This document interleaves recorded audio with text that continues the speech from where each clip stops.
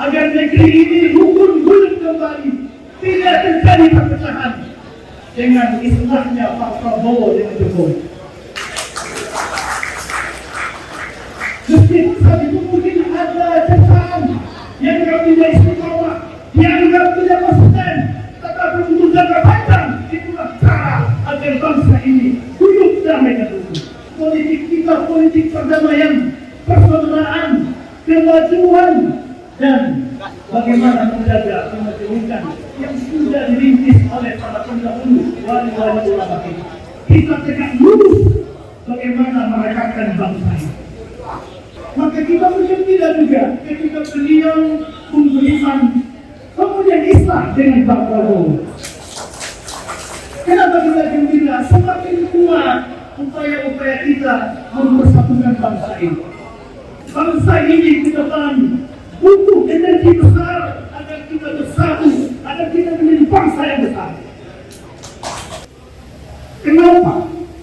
Saat saya bertemu dengan orang-orang yang berhadapan dengan saya, baik itu yang dulu pernah menangkap saya, baik itu yang dulu pernah menginterogasi saya, baik itu hakim yang pernah memvonis saya 13 tahun penjara.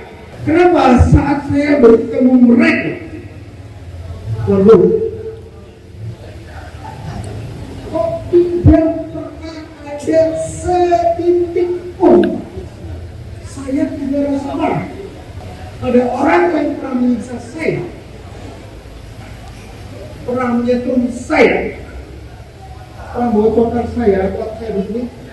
Kenapa saya tidak pernah tersisa satu titik pun rasa marah dan dendam? Kenapa?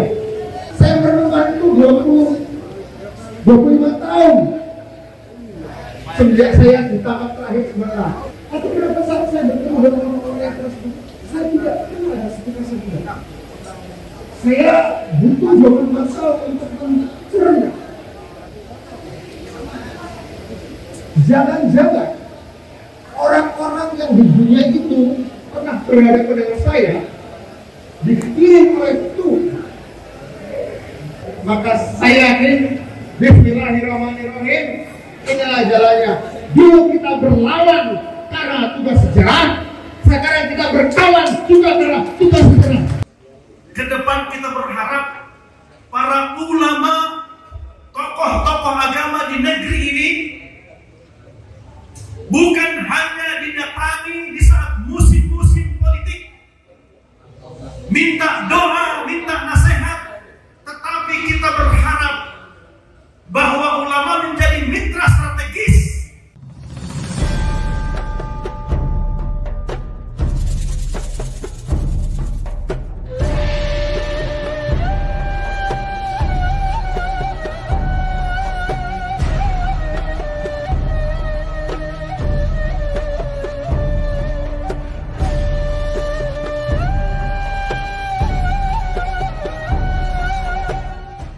Assalamualaikum warahmatullahi wabarakatuh.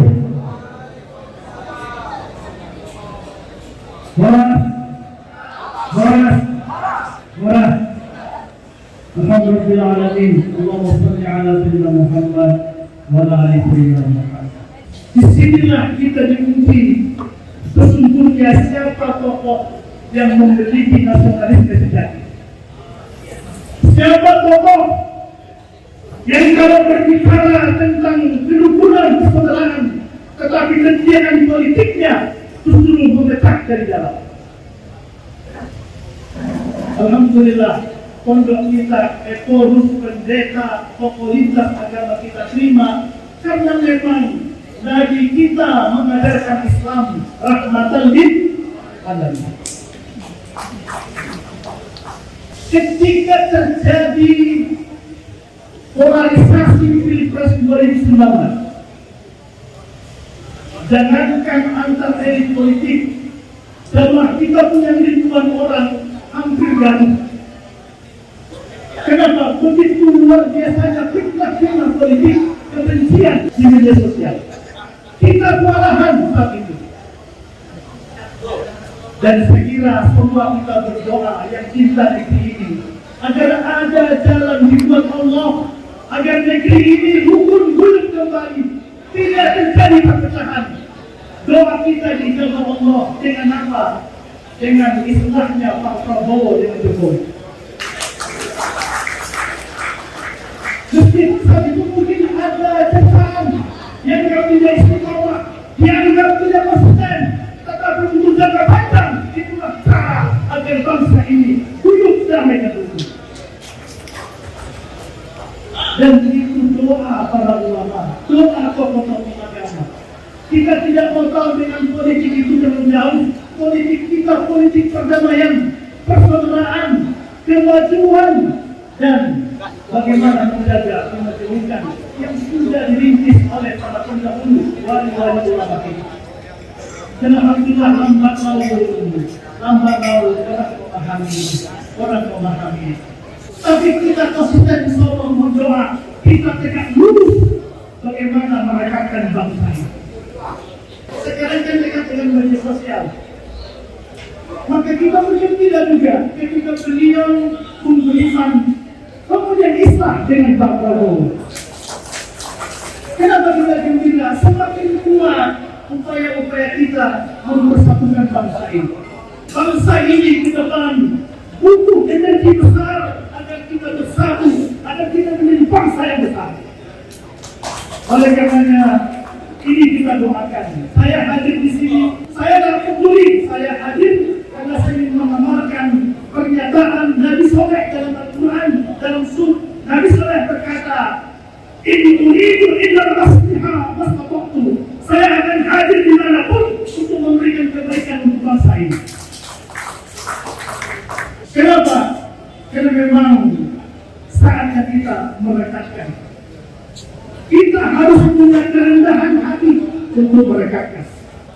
Oleh karenanya, gerakan-gerakan pemersatu bangsa, gerakan-gerakan budiman ini saya sebut dengan al-islah siyasah.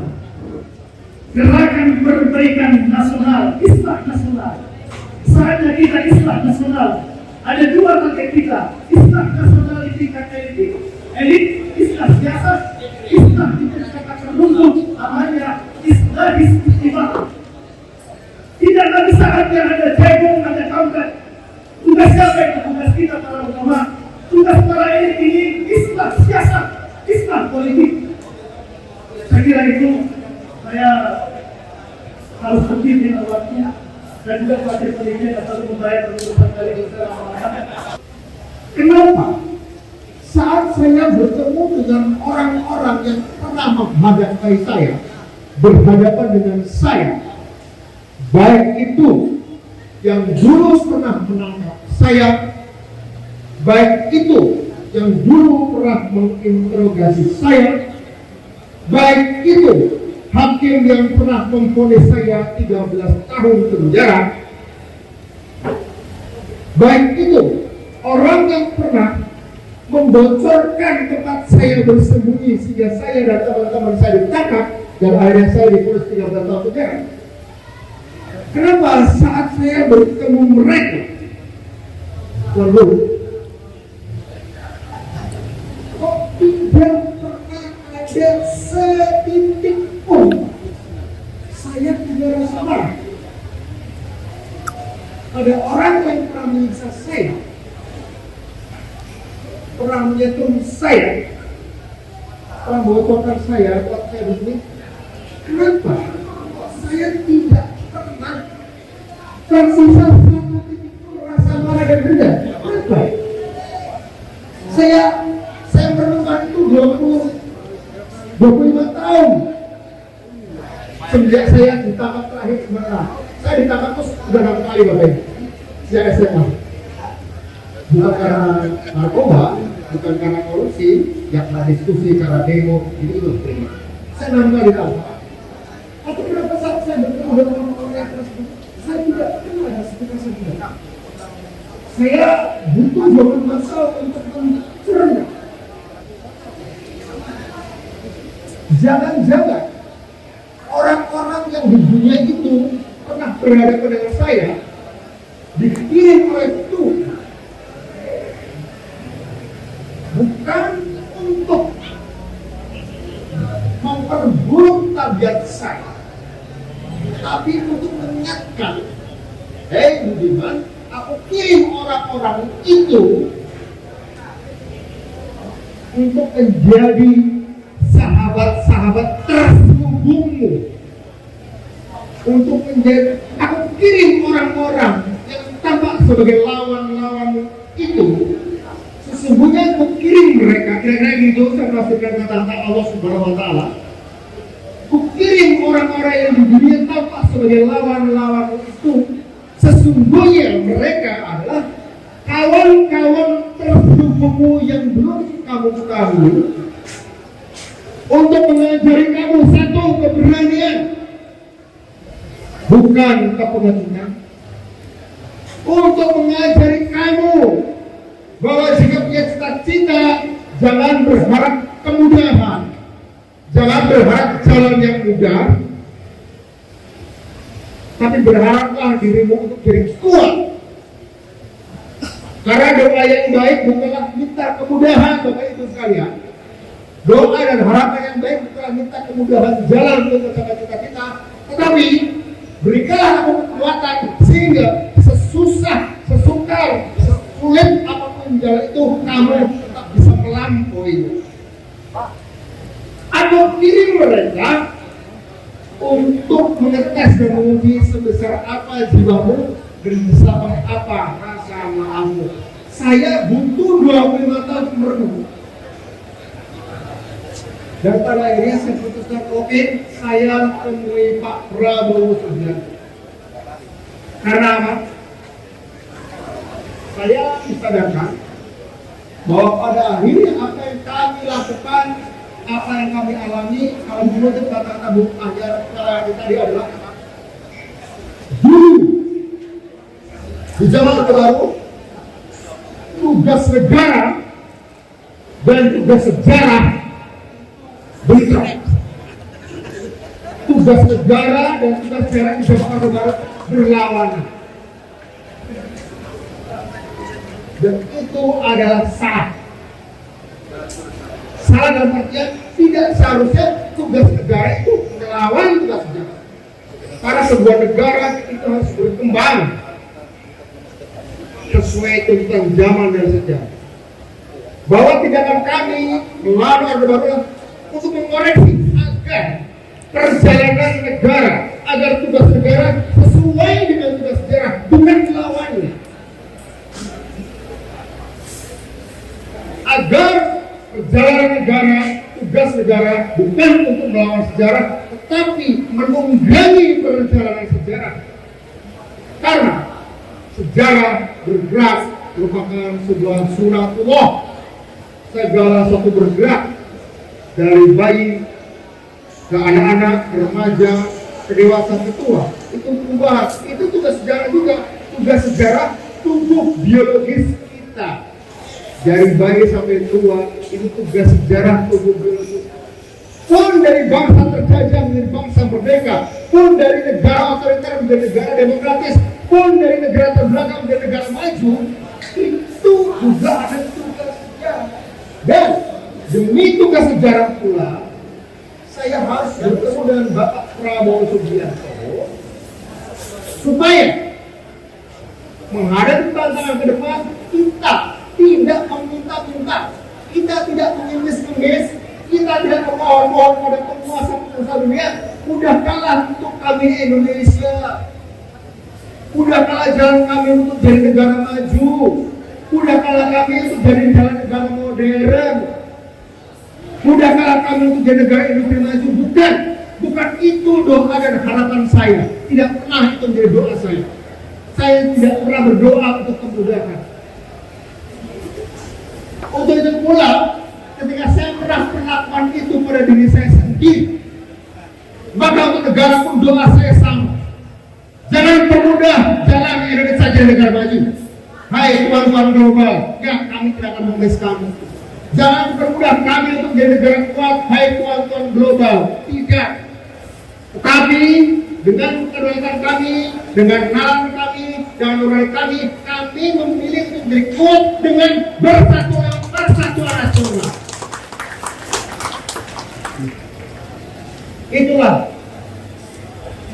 Jadi setelah saya periksa selama 25 tahun bahwa ternyata saya tidak pernah punya rasa dendam pada lawan-lawan saya, maka saya yakin bismillahirrahmanirrahim, inilah jalannya. Dulu kita berlawan karena tugas sejarah, sekarang kita berkawan juga karena tugas sejarah. Terima kasih. Wassalamualaikum warahmatullahi wabarakatuh. Para seluruh aktivis, seluruh jurnalis, para bapak, ibu-ibu, tokoh-tokoh muda, tokoh-tokoh pergerakan yang kami banggakan. Saya dapat pesanan dari panitia itu justru nanti Tuan Guru menyampaikan aspek spiritualitas, nanti Bung Budiman menyampaikan aspek politik. Sepertinya agak sedikit berputar ini, agar saya juga bisa menyesuaikan. Saya kira juga saya akan banyak bicara politik lagi supaya tukar-tukaran. Begini Bapak Ibu, saya bangga dengan pemikiran beliau, sekaligus juga sedih. Dan ini terjadi beberapa orang yang kita yakini punya pikiran yang baik dan hati yang tulus. Dan ini dosa jariah bagi kita ke depan. Kenapa? Karena memang negeri ini harus menyediakan tempat bagi orang yang berpikir tulus, yang berpikir visioner, yang tulus membangun negeri. Harus disediakan tempat. Bayangkan kalau beliau punya kecerdasan seperti ini dan tokoh-tokoh lain, tetapi tidak disediakan posisi, tidak disediakan tempat untuk memberdayakan pikiran-pikirannya. Maka sering kesepakatan para ulama kan kenapa sekarang ini agak geram dalam konteks politik, karena memang ada ulama hari ini berbicara 1000 mimbar, satu orang pejabat negara yang punya otoritas lebih mudah dia melakukan perubahan. Kita susah mengeksekusinya karena negeri ini butuh sosok yang punya pikiran cerdas, visioner, dan punya keberanian dan punya positioning di situ. Dan kegeraman para ulama sekarang saat ini kan begitu. Ulama dianggap menjadi pemadam kebakaran.